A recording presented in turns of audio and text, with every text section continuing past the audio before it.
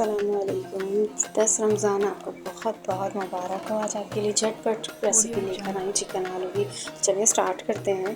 सबसे पहले मैंने 1 कप ऑयल लिया, खड़े गरम मसाले, लहसुन का पेस्ट थोड़ा सा सौते कर लिया और इसके अंदर हाफ केजी मैंने चिकन यूज़ की है। उसको गोल्डन फ्राई करा।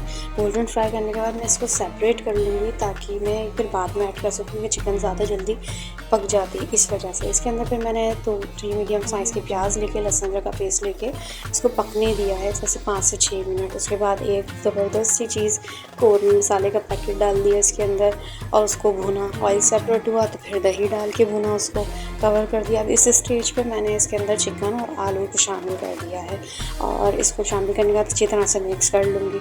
मिक्स करने के बाद मैंने इसको जितना रिक्वायर्ड था पानी आलू गलाने के लिए डाल के और पकने के लिए छोड़ दिया 15 से 20 मिनट के लिए। लास्ट में हरा धनिया, हरी मिर्च और गरम मसाला डाल के इसको सर्व कीजिए। बहुत ही मज़ेदार से बनाया है। मिलते हैं अगली वीडियो में। अल्लाह हाफ़िज़।